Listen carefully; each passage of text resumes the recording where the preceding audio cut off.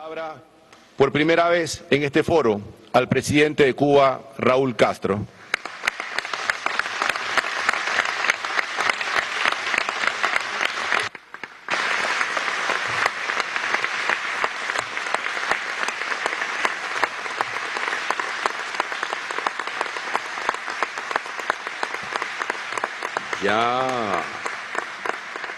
Ya era hora de que yo hablara aquí a nombre de Cuba.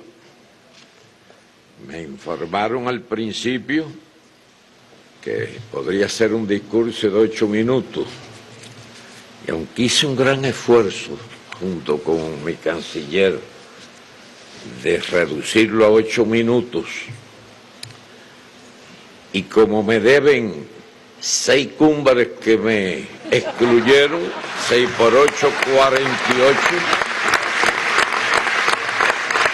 le pedí permiso al presidente Varela unos instantes antes de entrar a este magnífico salón para que me cedieran unos minuticos más, sobre todo después de tantos discursos interesantes que estamos escuchando. Y no me refiero solo al del presidente Obama, sino me refiero también al del presidente ecuatoriano Rafael Correa, a la presidenta Dilma Rousseff, etc. Sin más preámbulo,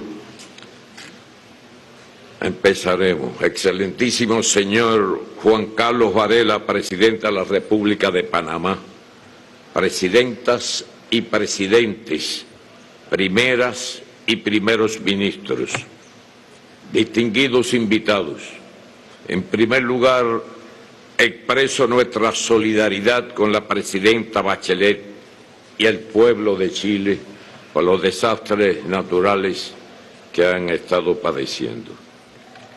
Agradezco la solidaridad de todos los países de la América Latina y el Caribe, que hizo posible que Cuba participara en pie de igualdad en este foro hemisférico, y al presidente de la República de Panamá por la invitación que tan amablemente nos cruzara.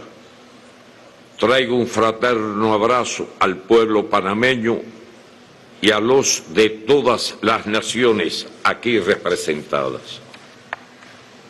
Cuando los días 2 y 3 de diciembre de 2011 se creó la Comunidad de Estados Latinoamericanos y Caribeños, CELAC, en Caracas, se inauguró una nueva etapa en la historia de nuestra América, que hizo patente su bien ganado derecho a vivir en paz y a desarrollarse como decidan libremente sus pueblos, y se trazó para el futuro un camino de desarrollo e integración basada en la cooperación, la solidaridad y la voluntad común de preservar la independencia, soberanía e identidad.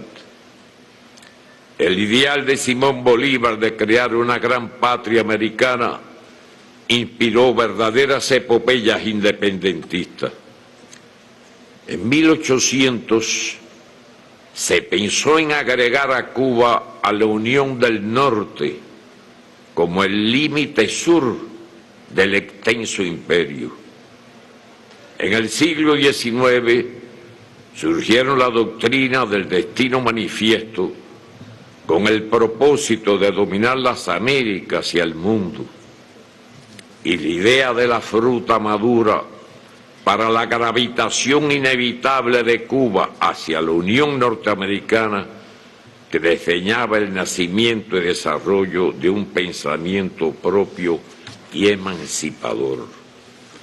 Después, mediante guerras, conquistas e intervenciones, esta fuerza expansionista y hegemónica despojó de territorios a nuestra América y se extendió hasta el río Bravo. Luego de largas luchas que se frustraron, José Martí organizó la guerra necesaria, la llamada Guerra de Martí de 1895, la Gran Guerra, como fue llamada también, empezó en 1868. y creó el Partido Revolucionario Cubano para conducirla y fundar una república con todos y para el bien de todos, que se propuso alcanzar la dignidad plena del hombre. Al definir con certeza y anticipación los rasgos de su época, Martí se consagra al deber de impedir a tiempo, con la independencia de Cuba, que se extiendan por las Antillas los Estados Unidos y caigan con esa fuerza más sobre nuestras tierras de América. Fueron sus palabras textuales. Nuestra América es para él la del criollo, del indio, la del negro y del mulato. La América mestiza y trabajadora que tenía que hacer causa común con los oprimidos y saqueados. Ahora, más allá de la geografía, este es un ideal que comienza a hacerse realidad. Hace 117 años, el 11 de abril de 1898, el entonces presidente de los Estados Unidos solicitó al Congreso autorización para intervenir militarmente en la guerra de independencia que por cerca de 30 años libraba Cuba en esos momentos, ya ganada prácticamente al precio de ríos de sangre cubana. Y el Congreso americano, emitió su engañosa resolución conjunta que reconocía la independencia de la isla de hecho y de derecho. Entraron como aliados y se apoderaron del país como ocupantes. Se impuso como un apéndice a su constitución la enmienda Platt, por el nombre del senador que la propuso, que la despojó de su soberanía. Autorizaba al poderoso vecino a intervenir en los asuntos internos y dio origen a la base naval de Guantánamo, la cual todavía usurpa parte de nuestro territorio. En ese periodo se incrementó la invasión del capital norteño. Posteriormente hubo 2 intervenciones militares y el apoyo a crueles dictaduras. Cuando los cubanos al comienzo del siglo XX hicieron su constitución, su proyecto de constitución, y se la presentaron al gobernador autonombrado por su país, un general norteamericano, les contestó que ahí faltaba algo. Y al preguntar los cubanos constituyentistas, les respondieron: esta enmienda que presenta el senador Platt, que da derecho a intervenir en Cuba cada vez que sea considerado por los Estados Unidos. Hicieron uso de ese derecho. Por supuesto, los cubanos lo rechazaron y la respuesta fue: muy bien, nos quedaremos aquí. Eso se mantuvo hasta 1934.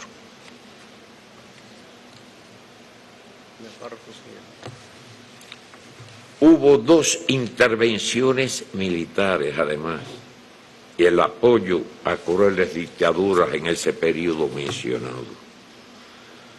Predominó hacia América Latina la política de las cañoneras y luego del buen vecino. Sucesivas intervenciones derrocaron gobiernos democráticos e instalaron terribles dictaduras en 20 países, 12 de ellas en forma simultánea. ¿Quién de nosotros no recuerda esa etapa bastante reciente de dictaduras por todas partes, fundamentalmente en Sudamérica, que asesinaron a cientos de miles de personas y el ejemplo del presidente Salvador Allende nos llegó un ejemplo imperecedero. Hace exactamente 13 años se produjo el golpe de Estado contra el entrañable presidente Hugo Chávez Frías, que el pueblo derrotó. Después vino casi inmediatamente el costoso golpe petrolero. El 1 de enero de 1959, 60 años después de la entrada de los soldados norteamericanos en La Habana, triunfó la Revolución Cubana y el ejército rebelde comandado por el comandante Fidel Castro Ruz llegó a la capital. El mismo día, exactamente 60 años después. Esas son de esas incomprensibles ironías de la historia.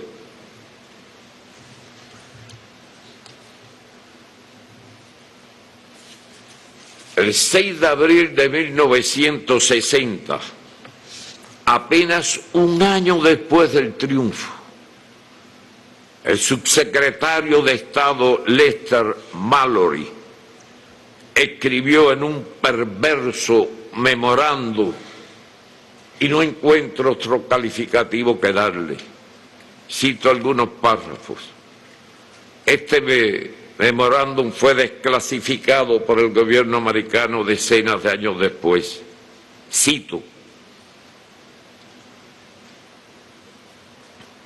la mayoría de los cubanos apoya a Castro. No hay una oposición política efectiva. El único medio previsible para restarle apoyo interno es a través del desencanto y el desaliento, basados en la insatisfacción y las penurias económicas. En otra parte añadía, debilitar la vida económica. En otra parte, y privar a Cuba de dinero y suministro, con el fin de reducir los salarios nominales y reales, provocar hambre, desesperación y el derrocamiento del gobierno. Fin de la cita, aunque el documento es mucho mayor. Es suficiente lo que he citado. Sí es cierto, hemos soportado grandes penurias. El 77% de la población cubana nació bajo los rigores que impone el bloqueo, más terrible de lo que se imaginan, incluso muchos cubanos. Pero nuestras convicciones patrióticas prevalecieron. La agresión aumentó, la resistencia y aceleró el proceso revolucionario. Eso sucede cuando se hostigan al proceso revolucionario natural de los pueblos. La hostigación trae más revolución. La historia lo demuestra, y no solo en el caso de nuestro continente o de Cuba.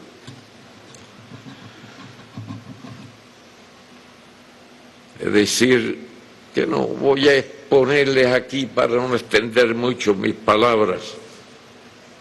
El bloqueo no empezó cuando lo firmó el presidente Kennedy en 1962, que después haré una breve referencia a él con una iniciativa positiva de ponerse en contacto con el jefe de nuestra revolución para empezar lo que ahora estamos empezando el presidente Obama y yo. Casi simultáneamente llegó la noticia de su asesinato cuando se recibió un mensaje de él.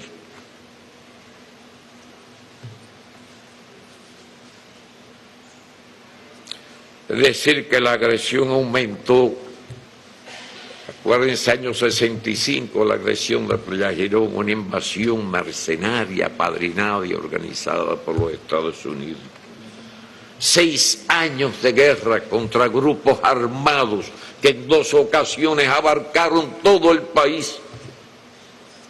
No teníamos ni un radar y aviación clandestina no se sabe de dónde salió, arrojando armamento en paracaídas. Miles de vidas nos costó ese proceso. El costo económico no llegamos ni a lograrlo, llevarlo con exactitud. Fue enero de 1965 cuando concluyó. Y lo comenzaron a apoyar a fines de 1959, unos 10 o 11 meses después del triunfo de la Revolución, cuando no habíamos declarado todavía el socialismo, que se declaró en 1961. En el entierro del bombardeo, de los bombardeos a los aeropuertos, el día antes de la invasión. Al otro día nuestro pueblo, nuestro pequeño ejército en aquel momento y todo nuestro pueblo fuimos a combatir esa expedición que se cumplió la orden del jefe de la revolución de destruirla antes de las 72 horas, porque si llegan a consolidarse ahí, en el lugar del desembarco que estaba protegido por la más grande ciénaga del Caribe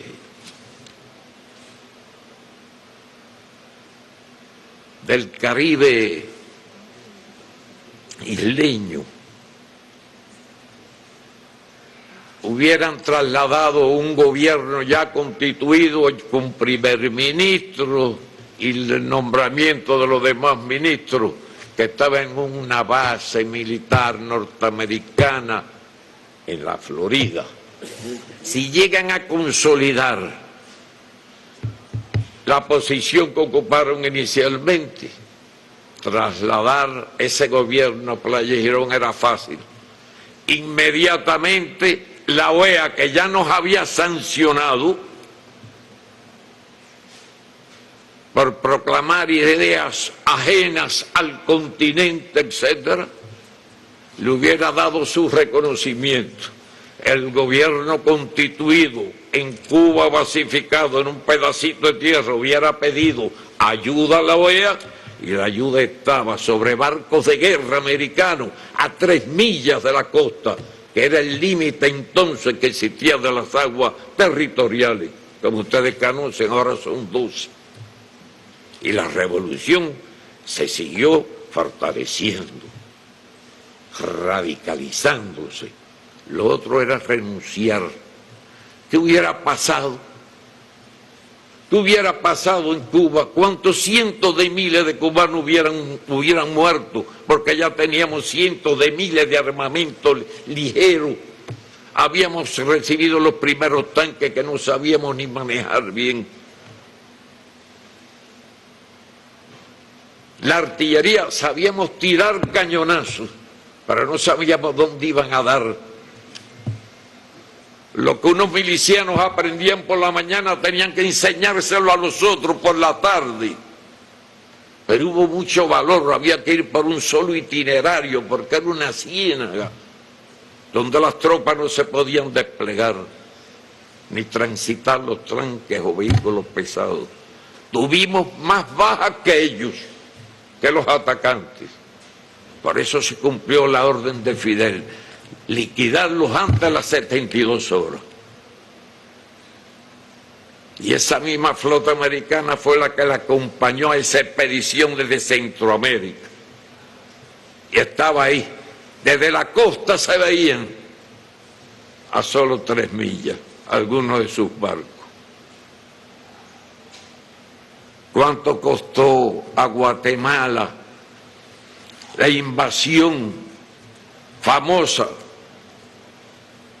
en 1954, que recuerdo bien porque estaba preso en el presidio de Isla de la Juventud, o de Pinos llamado entonces, por el ataque al cuartel Moncada un año antes? ¿Cuántos cientos de miles de indios mayas, aborígenes, y otros ciudadanos guatemaltecos perecieron en todo un largo proceso que durará años recuperarlo. Ese fue el comienzo.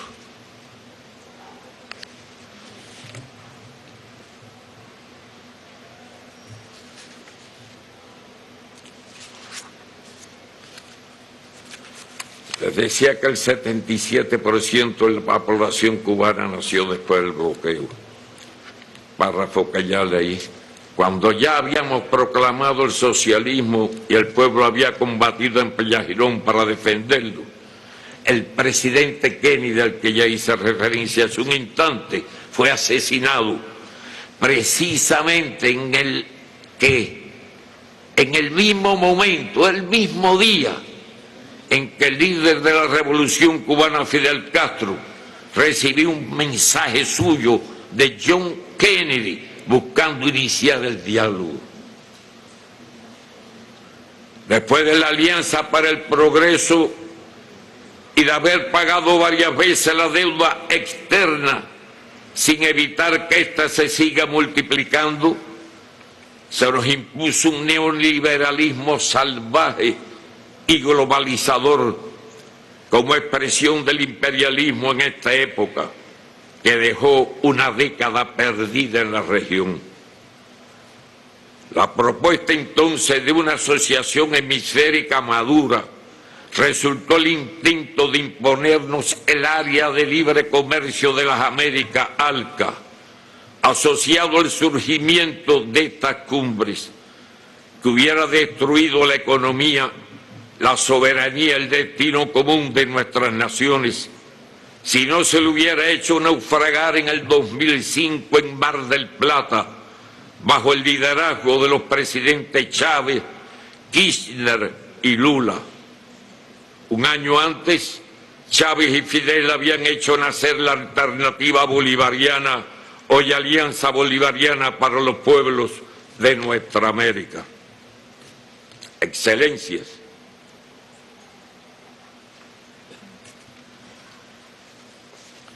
hemos expresado, y le reitero ahora al presidente Barack Obama, nuestra disposición al diálogo respetuoso y a la convivencia civilizada entre ambos estados dentro de nuestras profundas diferencias. Aprecio como un paso positivo su reciente declaración de que decidirá rápidamente sobre la presencia de Cuba en una lista de países patrocinadores del terrorismo y en la que nunca debió estar, impuesto bajo el gobierno del presidente Reagan. Maestros raristas nosotros. Sí, hemos hecho algunos actos de solidaridad con otro pueblo que puede considerarse terrorista. Cuando estábamos acorralados, arrinconados y hostigados hasta el infinito, solo había una alternativa: rendirse o luchar. Ustedes saben cuál fue la que escogimos.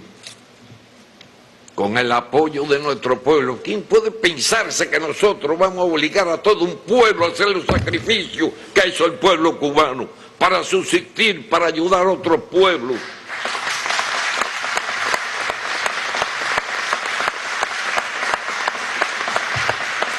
Pero la dictadura de los Castro los obligó, igual que lo obligó a votar por el socialismo, con el 97,5% de la población.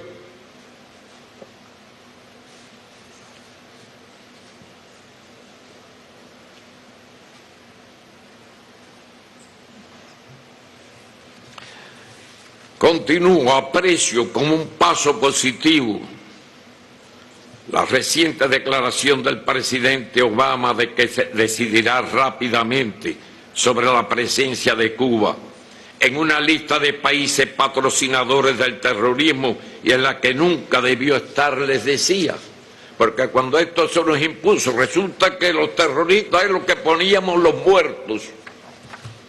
no tengo en la mente el dato exacto, solo de terrorismo dentro de Cuba, en algunos casos de diplomáticos en otras partes del mundo cubano que fueron asesinados. Me aportan el dato ahora mis compañeros. En esa etapa tuvimos 3.478 muertos y 2.099 discapacitados de por vida. Otros muchos más heridos que fueron recuperados. Los terroristas eran los que ponían los muertos. ¿De dónde venía el terror entonces? ¿Quiénes lo provocaban? Algunos de los que incluso han estado por Panamá en estos días, como el agente de la CIA Rodríguez, que fue el que asesinó al Che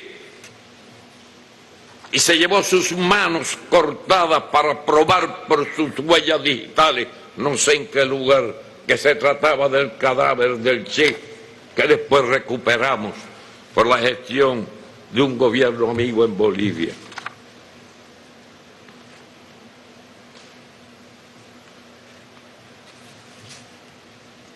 Pero bueno, desde entonces somos terroristas. Realmente pido disculpas incluso al presidente Obama y a otros presentes en esta actividad por expresarme así. Yo a él mismo le dije que a mí la pasión se me sale por los poros cuando de la revolución se trata. Le pido disculpas porque el presidente Obama no tiene ninguna responsabilidad con nada de esto. De los, ¿cuántos presidentes hemos tenido? 11, 12. 10 antes que él. 10 antes que él. Con los cuales todos tienen deuda con nosotros, menos el presidente Obama. Después de decir tantas cosas duras de un sistema, es justo que le pida disculpas, porque yo soy de lo que pienso, y así se le he manifestado unos cuantos de jefes de Estado y de gobierno que veo aquí reunidos, en reuniones particulares que he tenido en mi país al recibirlo, que según mi opinión el presidente Obama es un hombre honesto.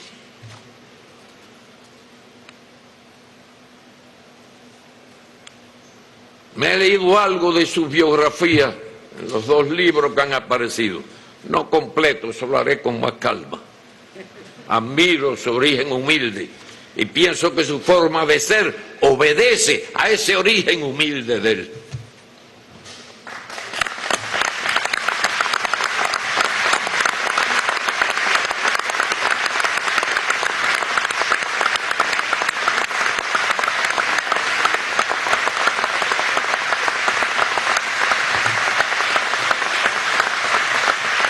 Estas palabras las medité mucho para decirle, incluso las tuve escritas, las quité, las volví a poner y las volví a quitar, y al final las dejé. Y estoy satisfecho. Hasta hoy el bloqueo económico,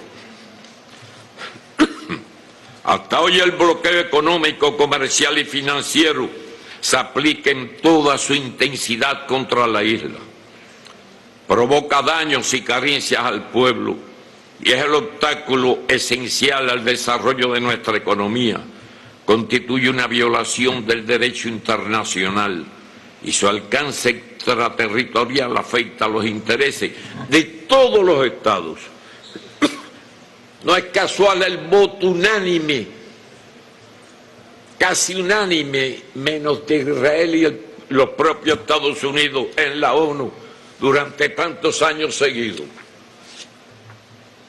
Y mientras existe el bloqueo, que no es responsabilidad del presidente, y que por acuerdos y leyes posteriores se codificó con una ley en el Congreso, que el presidente no puede modificar, hay que seguir luchando y apoyando al presidente Obama en sus intenciones de liquidar el bloqueo. Una cuestión es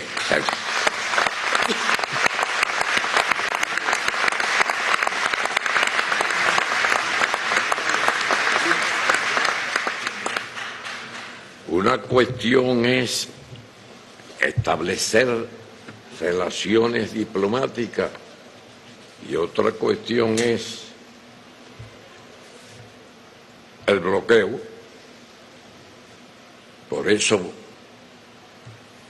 les pido a todos, y la vida nos obliga además a seguir apoyando esa lucha contra el bloqueo. Excelencias,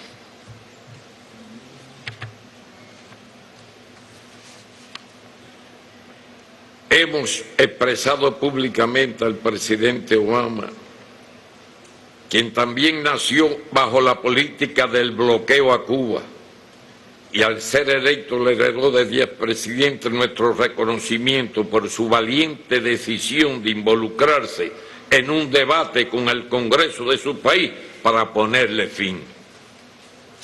Este y otros elementos deberán ser resueltos en el proceso hacia la futura normalización de las relaciones bilaterales. Por nuestra parte, continuaremos enfrascados en el proceso de actualización del modelo económico cubano, con el objetivo de perfeccionar nuestro socialismo, avanzar hacia el desarrollo y consolidar los logros de una propuesto conquistar toda la justicia para nuestro pueblo. Lo que haremos está en un programa desde el año 2011, cuando el Congreso del Partido, el año 2011. Y en el próximo Congreso del año que viene lo ampliaremos más, revisaremos lo que hemos hecho y lo mucho que nos falta todavía por cumplir el reto. Estimados colegas, quiero advertirles que voy por la mitad, si quieren corto o si les interesa continúo, voy a acelerar un poco. Estimados colegas, Venezuela no es ni puede ser una amenaza a la seguridad nacional de una superpotencia como los Estados Unidos.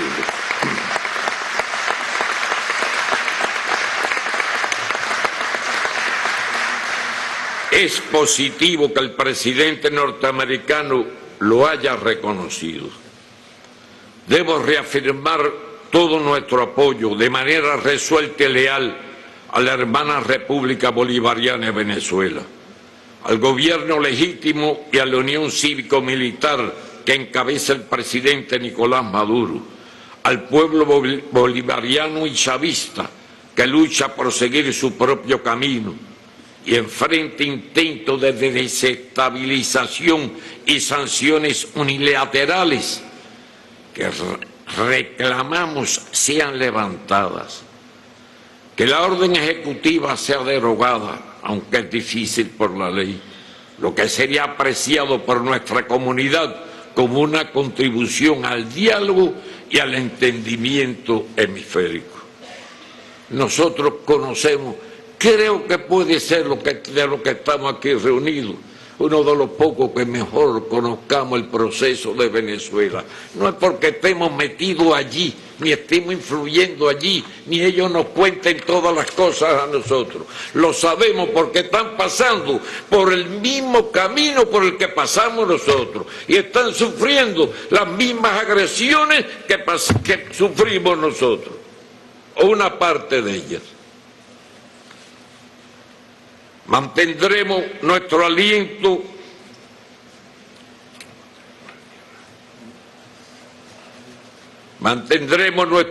a los esfuerzos de la República Argentina para recuperar las Islas Malvinas, las Georgias del Sur y las Sandwich del Sur, y continuaremos respaldando su legítima lucha en defensa de la soberanía financiera. Seguiremos apoyando las acciones de la República del Ecuador frente a las empresas transnacionales que provocan daños ecológicos a su territorio y pretenden imponerle condiciones abusivas. Deseo reconocer la contribución de Brasil y de la presidenta Dilma Rousseff al fortalecimiento de la integración regional y al desarrollo de políticas sociales que trajeron avances y beneficios a amplios sectores populares, las cuales, dentro de la ofensiva contra diversos gobiernos de izquierda de la región, se pretende revertir.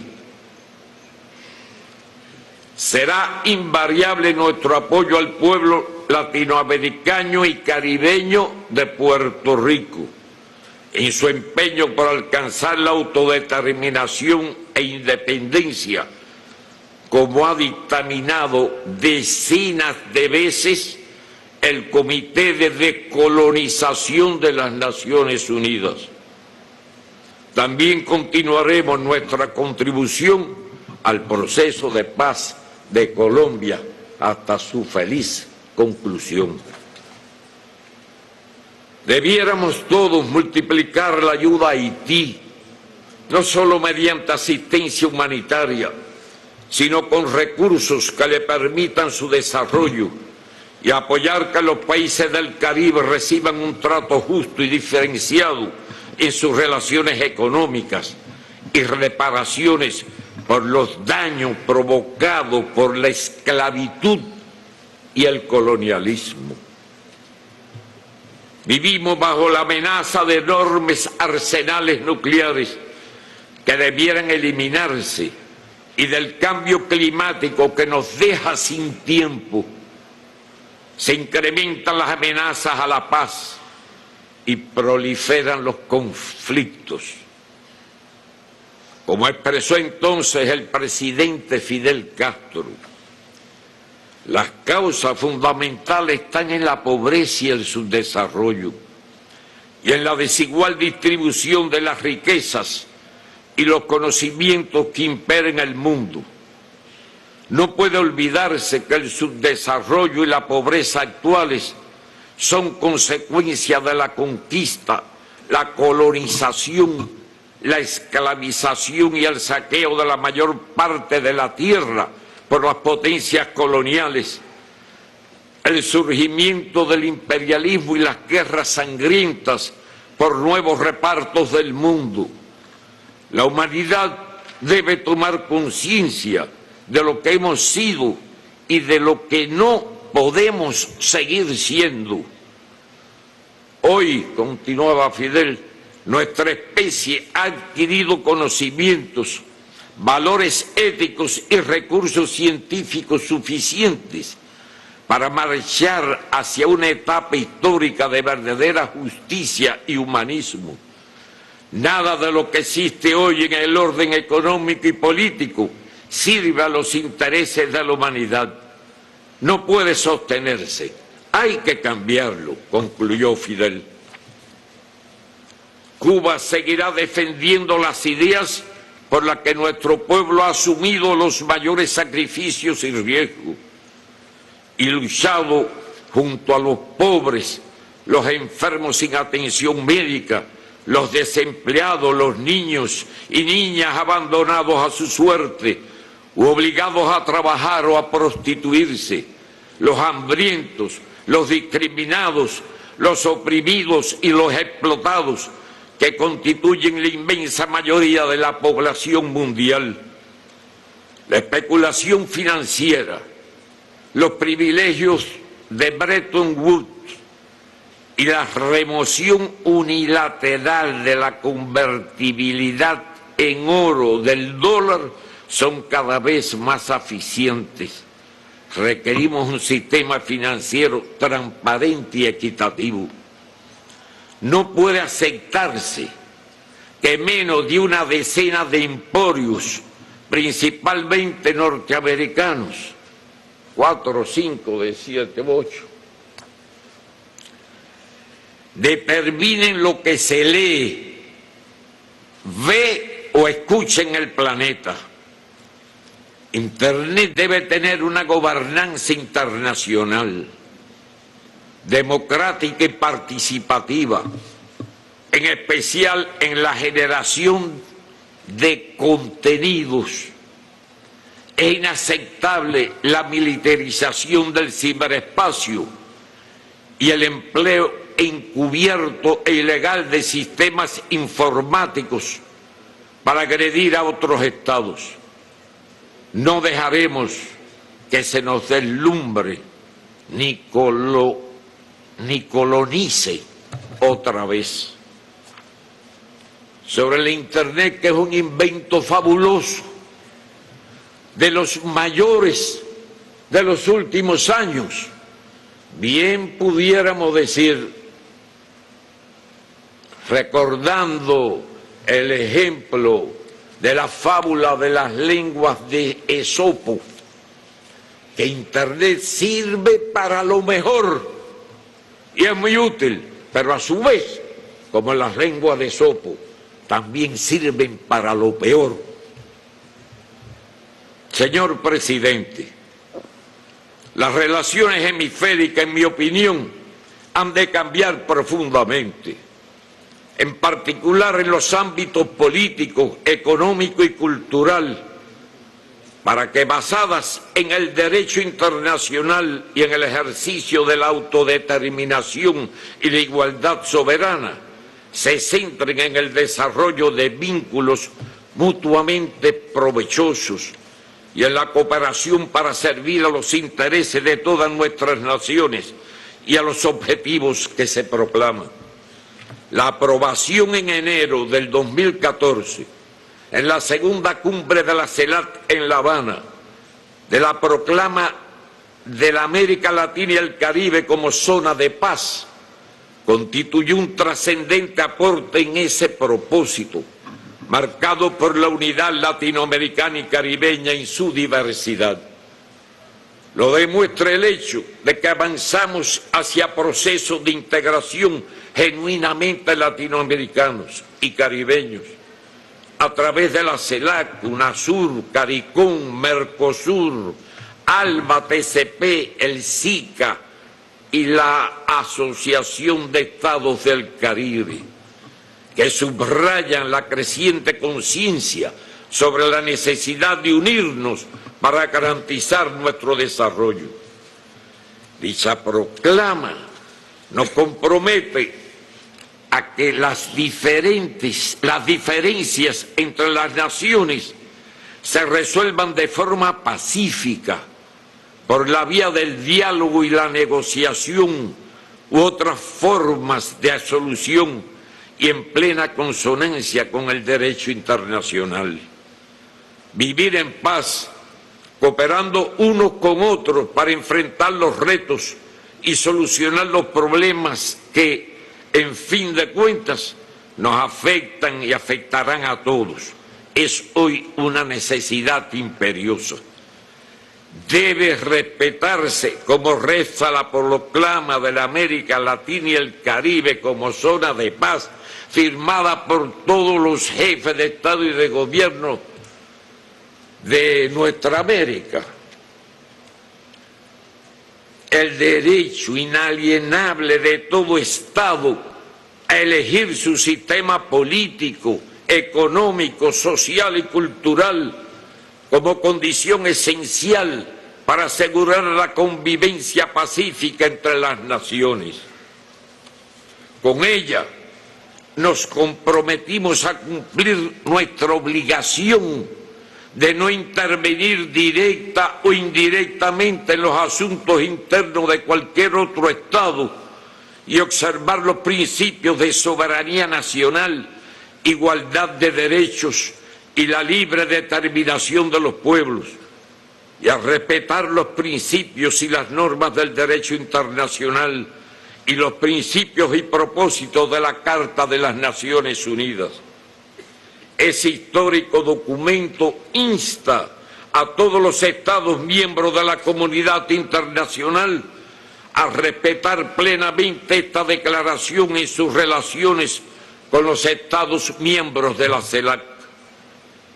Tenemos ahora la oportunidad para que todos los que estamos aquí aprendamos, como también expresa la proclama, a practicar la tolerancia y convivir en paz como buenos vecinos. Existen discrepancias sustanciales, sí, pero también puntos en común en los que podemos cooperar para que sea posible vivir en este mundo lleno de amenazas a la paz y a la supervivencia humana. ¿Qué impide a nivel hemisférico, como ya se han estado refiriendo algunos de los presidentes que me precedieron en el uso de la palabra, qué impide a nivel hemisférico cooperar para enfrentar el cambio climático? ¿Por qué no podemos los países de las dos Américas, la del norte y la del sur, luchar juntos contra el terrorismo, el narcotráfico o el crimen organizado, sin posiciones sesgadas políticamente? ¿Por qué no buscar de conjunto los recursos necesarios para dotar al hemisferio de escuelas, hospitales, aunque no sean lujosos, un hospitalito modesto, donde la gente muere porque no hay un médico necesario para dotar el hemisferio de escuelas, hospitales, proporcionar empleo, avanzar en la erradicación de la pobreza? No se podrá disminuir la inequidad en la distribución de la riqueza, reducir la mortalidad infantil, eliminar el hambre, erradicar las enfermedades prevenibles, acabar con el analfabetismo. El pasado año establecimos cooperación hemisférica en el enfrentamiento y prevención del ébola, y los países de las dos Américas trabajamos mancomunadamente, lo que debe servirnos de acicate para empeños mayores.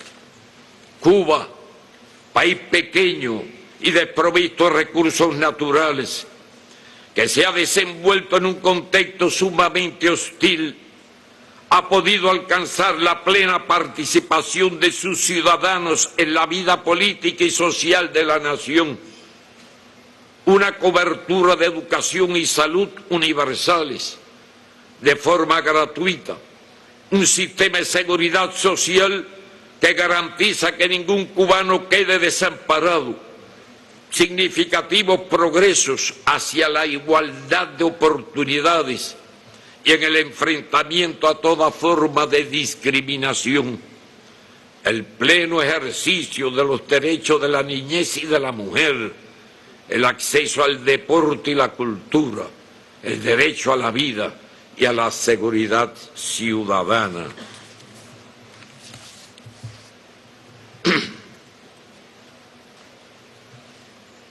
Pese a carencias y dificultades, seguimos la divisa de compartir lo que tenemos. En la actualidad, 65.000 cooperantes cubanos laboran en 89 países, sobre todo en las esferas de medicina y educación. Se han graduado en nuestra isla 68.000 profesionales y técnicos, de ellos 30.000 de la salud de 157 países. Si con muy escasos recursos Cuba ha podido, ¿qué no podrá hacer el hemisferio con la voluntad política de aunar esfuerzos para contribuir con los países más necesitados? Gracias a Fidel y al heroico pueblo cubano, hemos venido a esta cumbre a cumplir el mandato de Martí, con la libertad conquistada con nuestras propias manos, orgullosos de nuestra América, para servirla y honrarla con la determinación y la capacidad de contribuir a que se la estime por sus méritos y se la respete por su sacrificio, como señaló Martí. Señor presidente, perdón, y a todos ustedes por el tiempo ocupado. Muchas gracias a todos.